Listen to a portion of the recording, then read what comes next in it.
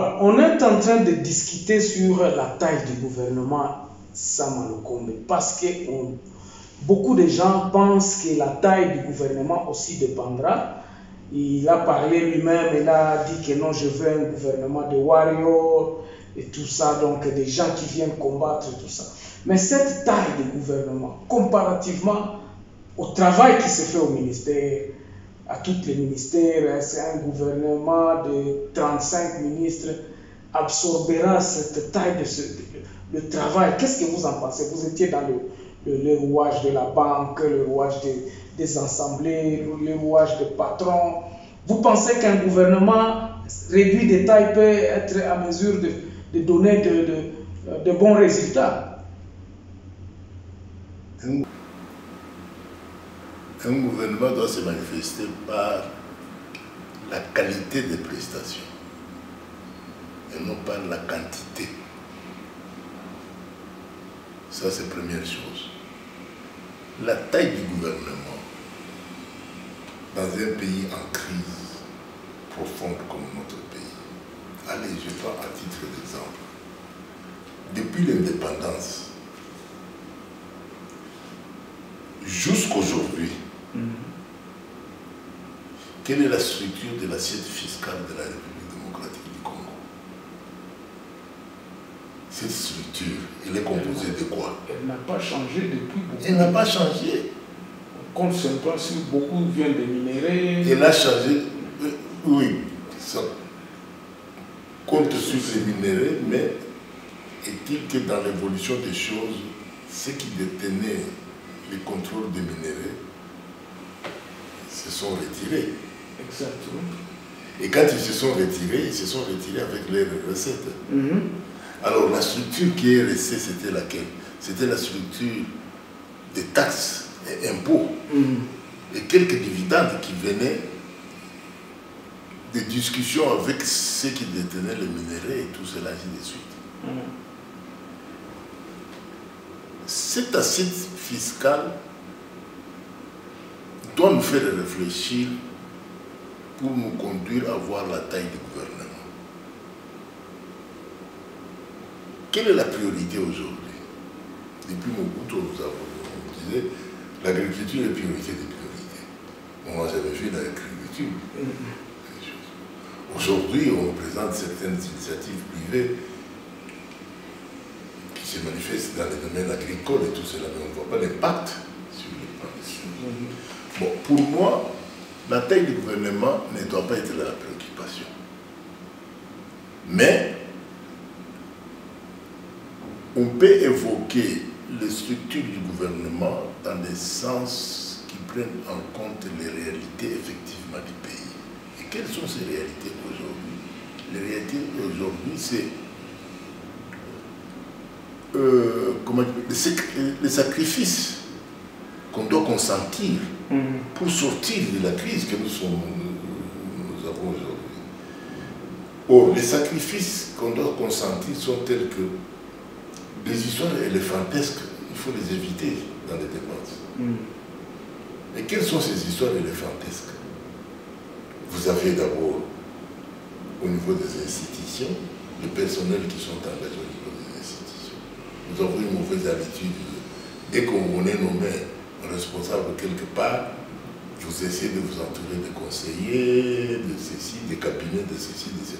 Quand on vous nomme quelque part, on nomme votre compétence, votre qualité. Vous pouvez avoir peut-être un ou deux collaborateurs, mais pas 10, 20, 30. Mais est-ce que ce n'est pas parce que, je suppose par exemple, le ministre des Affaires étrangères, quand il y a des dossiers qui arrivent à la table du ministre et que le nombre de ces dossiers-là devrait en principe être traité par son cabinet, et puis tellement que toute la République c'est à Kinshasa. Un seul homme, par exemple, pourra traiter 100 dossiers, 500 dossiers par mois. Non, je prends l'exemple. C'est pour cela que un ministre me disait que non, c'est pour cela qu'ils ont beaucoup de conseillers. Non, c'était un faux problème. Je donne un exemple. J'étais administrateur de la NESA, de la FEC. Et être administrateur délégué de la NESA, vous vous occupez des problèmes économiques, sociaux, administratifs, tout ça, ici, Combien de collaborateurs directs j'ai disposé? Je n'avais pas de cabinet. Mais ceux qui ont suivi la gestion à cette époque-là, ils apprécient ma gestion. Mais je n'ai pas eu de conseiller. J'ai eu des gens qui ont exercé leurs capacités dans les domaines bien précis, qui devaient concourir en fait à la protection des intérêts. Mais vous n'aviez pas de secrétaire particulier, non, de conseiller en matière juridique? Non, non, non, ça n'a pas existé. Mais c'est ce que chaque ministre, lorsqu'il est nommé, il est chargé de la coopération, de la presse, il est chargé de... C'est l'aliénation que les Belges nous ont laissée. Allez en Belgique dans un cabinet des ministres, il y a combien de conseillers? Allez en France dans un cabinet des ministres, il y a combien de conseillers?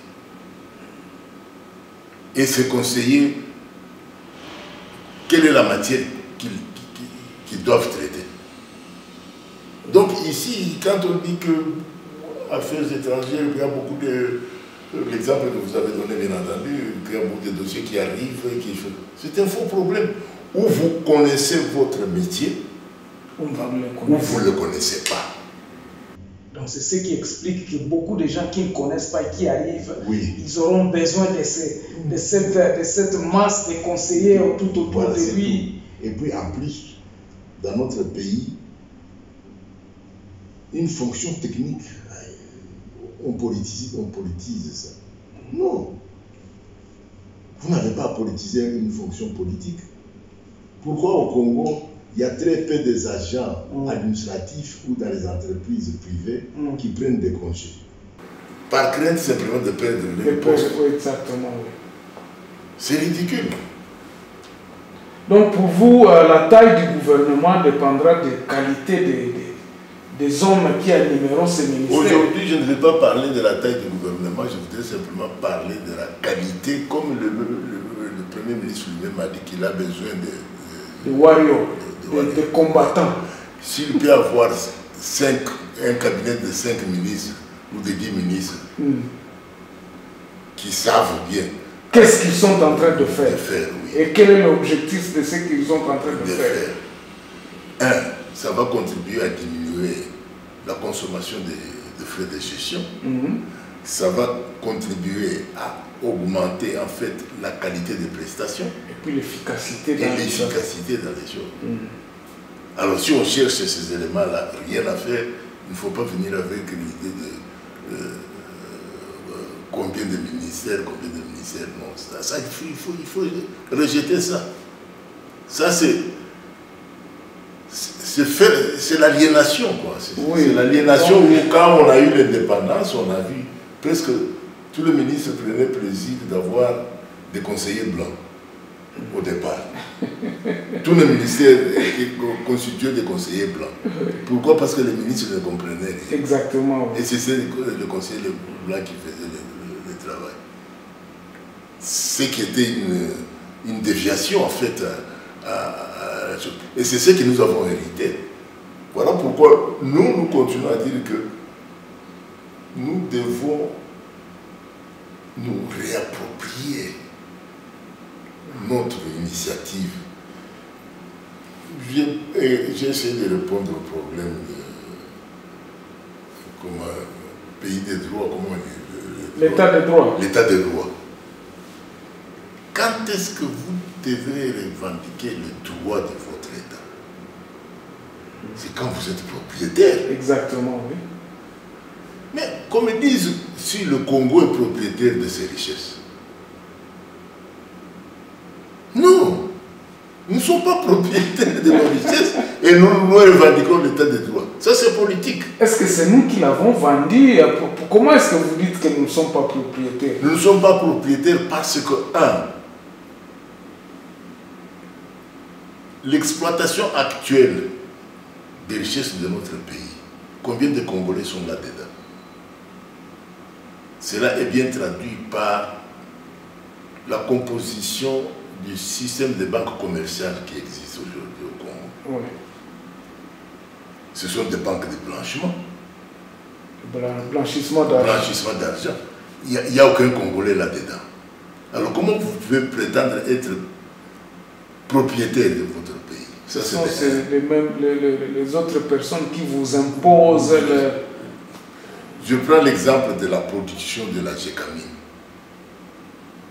La gécamine dit que j'ai augmenté la production de ceci, de cela, ainsi de suite. Mais cette production